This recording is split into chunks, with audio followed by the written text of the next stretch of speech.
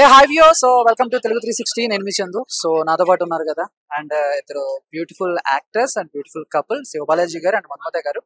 And ఈ రోజు Prasad lab లో రెడ్ లారీ ఫిల్మ్ ఫెస్టివల్ జరుగుతుంది. దానికి తగ్గట్టు వాళ్ళు ఒక ఆల్బమ్ సాంగ్ కూడా చేశారు, గోదావరికి సోగ్గాన్ని అని చెప్పేసి. ఆ సాంగ్ గురించి మాట్లాడతాం. So first of all Sivabalaji గారు ఎలా ఉన్నారు? బాగున్నాను. సో అంటే స్క్రీన్ మీద చూస్తుంటే చాలా ఫ్రెష్ పేర్లా ఉంది ఇందాక చెప్పినట్టు. సో ఏంటి అంటే చాలా రోజుల తర్వాత ఇద్దరు స్క్రీన్ మీద కనిపించడం, ఎంతో మందికి మీరు మీ కప్పులు ఎంతో మందికి సో ఒక ఒక ఫ్యాన్ బేస్ క్రియేట్ చేసిందని చెప్పుకోవాలి. లేకపోతే చాలా మందికి మీరు అంటే చాలా ఇష్టం. సో ఇప్పుడు సాంగ్ ద్వారా రావటం మీకు ఎలా అనిపిస్తుంది? ఏంటి చాలా హ్యాపీగా ఉండింది. అంటే ఆల్రెడీ సాంగ్ కలిసి చేస్తున్నాము అనే ఒక అంటే ఫిక్స్ అయినప్పుడే ఆ విజనరీ అర్థం చేసుకున్నాను, ఎలా రాబోతుంది, ఎలా ఉండబోతుంది అని. డెఫినెట్ గా మేము ఏం ఫీల్ అయ్యామో మీరు అందరూ ఫీల్ అవుతారు అనేది ఒక నమ్మకం నాకు. సో అదే మీరు అందరూ ఫీల్ అయింది ఇప్పుడు చూసిన తర్వాత. మీరు చెప్పాలి ఎలా ఉంది అని. చెప్పాను కదా, చాలా ఫ్రెష్ పేర్ చూస్తున్నట్టు అనిపిస్తుంది మాకని. సో మధుమిత గారు, సో చాలా రోజుల తర్వాత మళ్ళీ స్క్రీన్ మీద కనిపించారు. అంటే శివబాలాజీ గారు అంటే అప్పుడప్పుడు కనిపిస్తూ ఉంటారు, మీరు చాలా రేర్. సో మీతోనే ఎక్కువసేపు మాట్లాడాలి. సో ఏంటి మీకు ఎలా అనిపిస్తుంది? అంటే ఆయన లుక్ కూడా చాలా బాగుంది అండ్ గోదావరి స్టైల్లో మాట్లాడటం కూడా చాలా బాగా నచ్చింది. సో ఏంటి ఫస్ట్ నుంచి ఏమన్నా ఎక్స్పీరియన్స్ ఉందా, లేదా కొంచెం ఆ భాష కోసం ఏమన్నా ట్రై చేశారా, నేర్చుకున్నారా ఏంటి? లేదండి.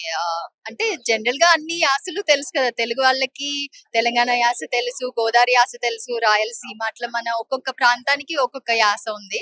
బట్ ఇది చెప్పాను కదా, నన్ను ఇంకొక 4 రోజులు అక్కడ వదిలితే మొత్తం ఆ యాసలోనే మాట్లాడతానేమో అన్నంత నచ్చింది నాకు అది. అండ్ గోదావరి వాళ్ళ మర్యాద చాలా బాగుంటది, వాళ్ళ ఫుడ్ చాలా బాగుంటది.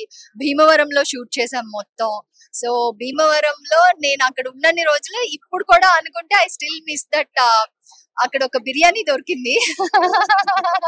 అది ఎలా చేయాలని డీకోడ్ చేయడానికి ట్రై చేస్తున్నాను. భీమవరంలో రాజుగారి పులావ్ బాగుండింది అనమాట.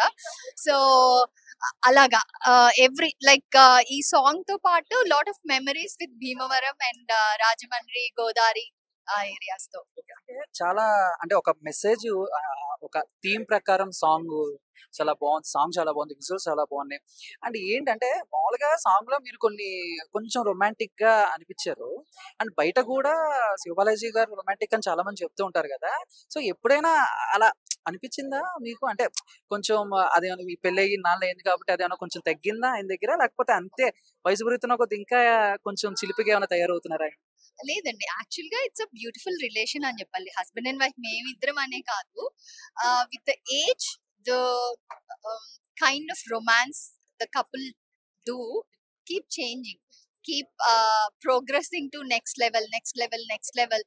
జస్ట్ ఒక అంటే ఇంకా ముసలోళ్ళని కూడా చూసుంటాం మనం, వాళ్ళని చూస్తేనే వాళ్ళు సరదాగా టీస్ చేసుకునే విధానంలోనే మనకి ఎంత రొమాంటిక్ ఉన్నారో అనిపిస్తుంది. ఈ ఏజ్ లో కూడా ఎంత రొమాంటిక్ ఉన్నారు అనేసి. So thank you for telling that we both are looking romantic on the couple, I mean on the screen. అంటే మీరు అడిగిన దానికి చెప్పాలంటే దెర్ ఇస్ నో చేంజ్ అండి.